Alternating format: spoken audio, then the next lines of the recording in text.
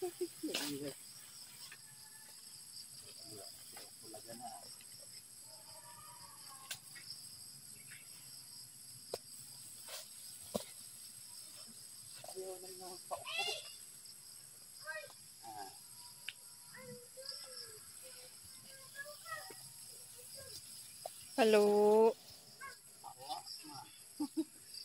Halo.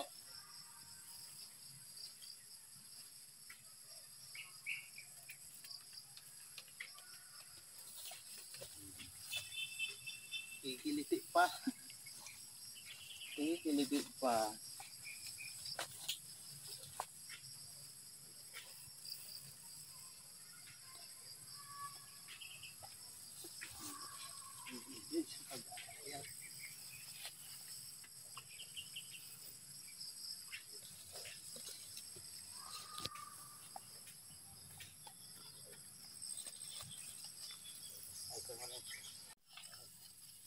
Nandahan lang. Tapos magpa-safety ka lang rin.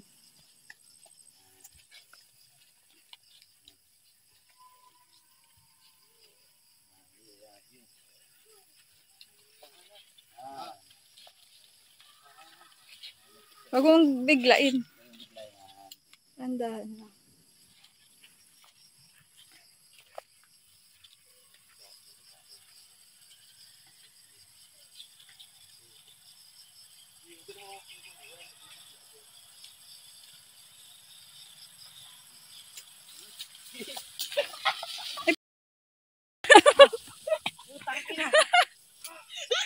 Ano, napakan ka? Napakan ka? Napakan ba? Ay, hanip yan.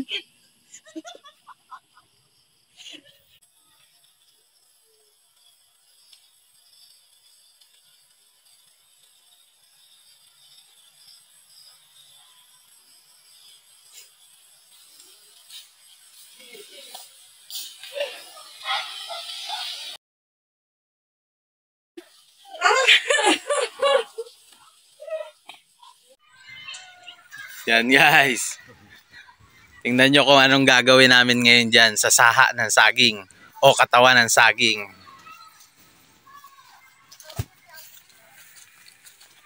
Okay guys, day 2 sa pagtuturo ng ating kalabaw. Yan. Tingnan nyo kung anong gagawin namin dito.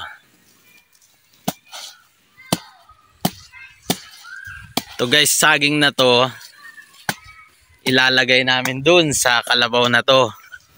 At sabi nito ni Kuya Uka, mabisang pangturo daw yan para dito sa kalabaw na to.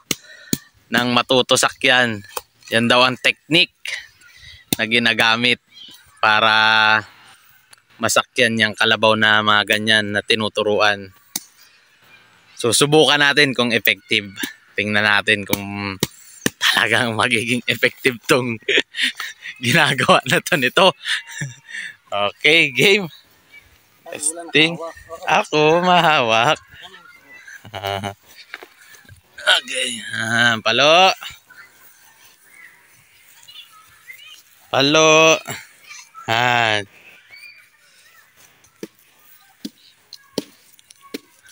Palo. Okay. Okay na to. Himas-himasan mo lang ko, no?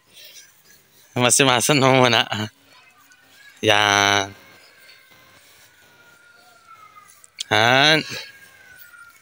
Palo. Nagtatago sa akin. Yan, himas. Yan. Binigla mo ba? Binigla mo ba?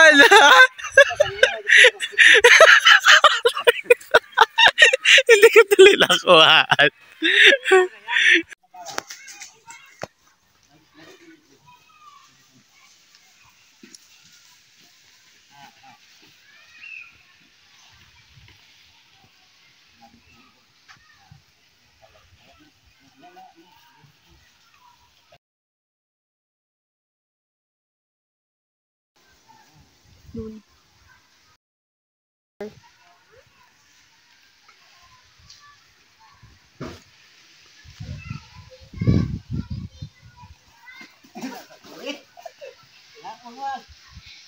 Itali mo na natin. Sa pulo.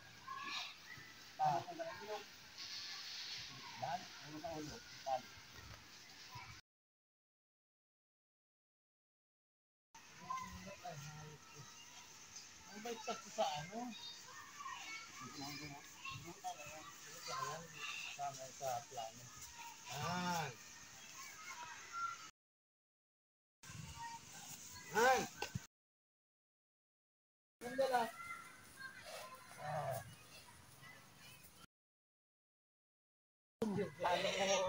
Kuya.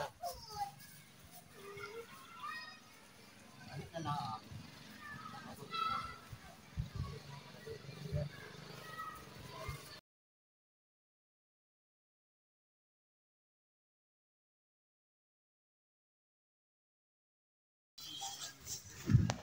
Mo to.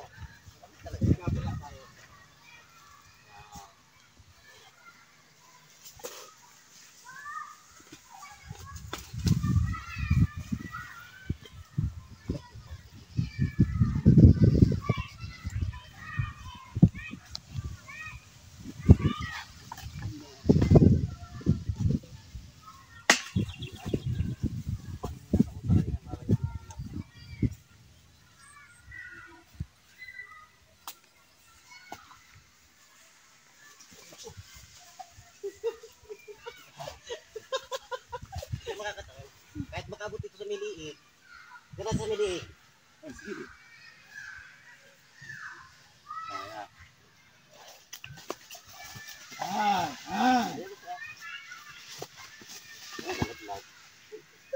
Magaan. Wala. Palpak. Palpak. Iikot-ikot lang ito mo. Dugo na yung ilong. Tama talaga yan. Ang dami. Yan. Yan. Yan. Yan. Yan. Palo. Yan. Agaan yung ilong. Tubig na yan. Tubig lang ilong yan. Kala nyo, may nakasakit sa Huwag mo muna lapitan ng stress. Ayan. Kalan. Kalma ka na. Kalma yan. Kalma na. Ganyan lang talaga yung palo. Maliit pa nga yung sa kurako ko pala. Dapat malaki eh. Para mabigat sa katawan niya. Mababa. Napakwa ko nga. Naman ano, di maalis yan dyan. Di na yan. Alam mo yan, kahit ilahin mo yan. Lakad yan. Ito pa guys, ang isa pa. Dadagdagan pa namin yon yung nakalagay na yun sa liig. Yan guys, ganito ang paggawa ni Kuya Oka ng pangturo ng kalabaw. Para masakyan. Gaganyanin nyo lang yung puno ng saging. Kumbaga gagawa nyo ng kurba para maitiklop nyo. Para hindi malaglag sa katawan ng kalabaw. Ayan, panoorin nyo paggawa ni Kuya Oka.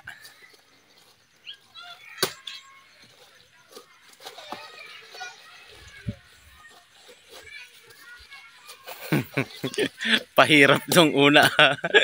Nung lagay nung una. Ano kaya yan? Kaya yan? Mailagay kaya yan? Kaya ka? Yawn. Parang palangka na ng kabayo.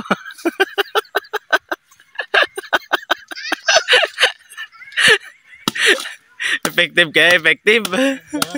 Effective pala yan. Sabi ni Doc Oka. Ayan guys, so, kung nakikita nyo, ganyan lang ginagawa ni Kuya Oka. Kasi kailangan na namin siyang turuan sakyan. Kasi ang aming paragos, ayun na, nakaredy na. Yan. Try ulit, try. Ayan na po si Doc Oka. Lalagyan na niya ulit ng pangalawang katawan ng saging. Nagulat. Siguro dahan-dahan lang, kuya ka. Dahan-dahan lang.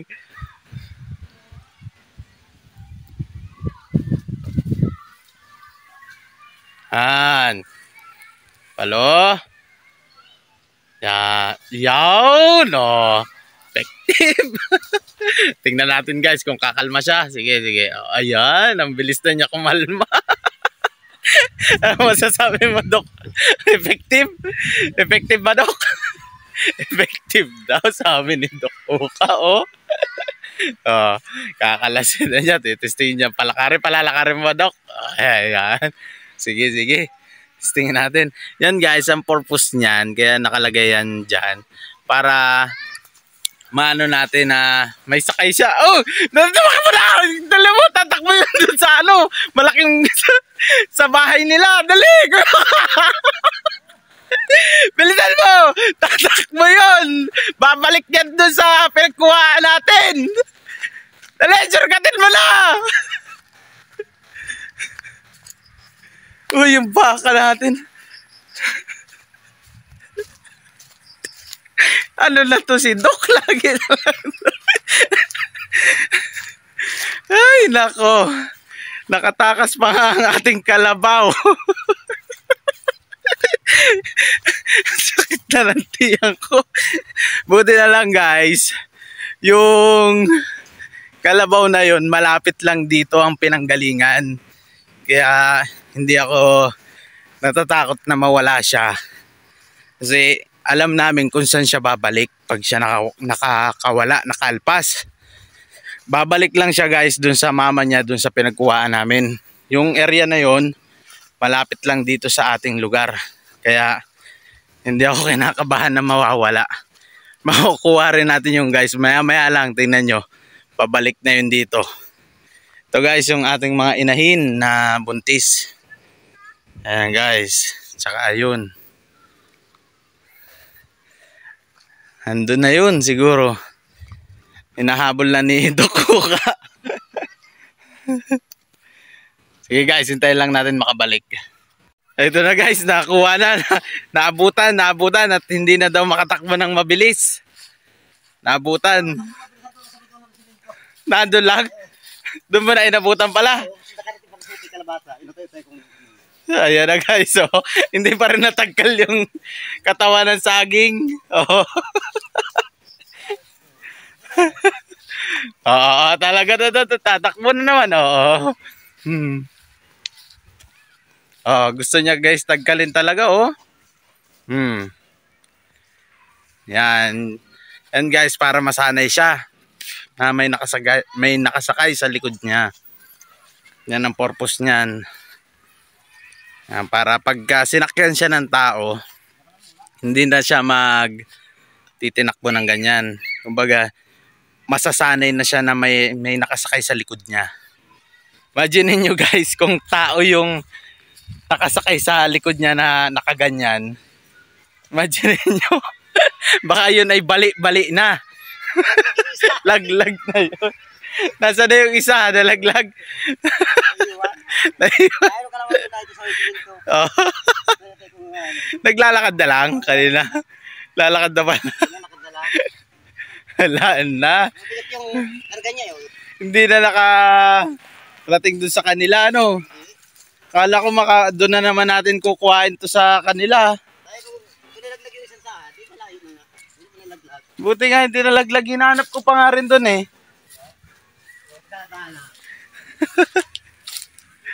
Oh, ayan.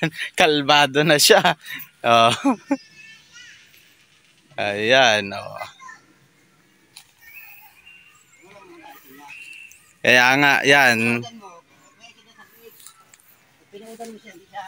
Pag nilagyan na ng paragos, hindi na siya tatakbo.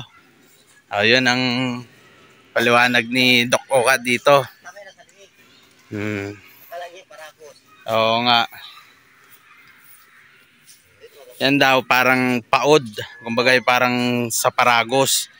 Para pag nilagyan siya ng paragos, hindi siya maiilang. Hindi na siya magigitla-gitla, magugulat. Oh. Para pag nilagay natin siya dito sa kanyang paragos na to, hindi na siya tatakbo. Tumakbo man saglit lang. Kung ito yon, itong paragos natin, ay giba-giba na to. Giba na. Lalo na, Dok, kung tao yun. Imagine mo kung tao yun nakasakay doon. Ano na kaya nangyari doon? Saan? Pagka hindi natin kinaya dito, saan natin dadalhin? Sa dagat naman. Doon natin tuturuan. Sige, sige. Pag hindi natin kinaya dito sa dito sa lupa, sa dagat natin siya tuturuan para hindi siya makatakbo ng mabilis. Tsaka kung malaglag man ang tao, hindi masasaktan kasi tubig ang lalagpakan. Sa dagat din. Sige, sige. Kung sakaling hindi natin kayanin dito na lagyan natin siya nito, sa dagat natin dalhin. Okay, yun ang plano namin. Yun ang sunod namin na plano dito kay Palo. Sa ngayon, ganyan na muna siya. Sanay na muna siya dyan hanggang makakaya niyang meron siyang ganyan. Para pagkabit namin ng paragos o kaya pagsakay ng tao sa likod, hindi na siya mailap. Kumbaga, sanay na siya na may nakasakay sa likod niya tsaka sa batok niya.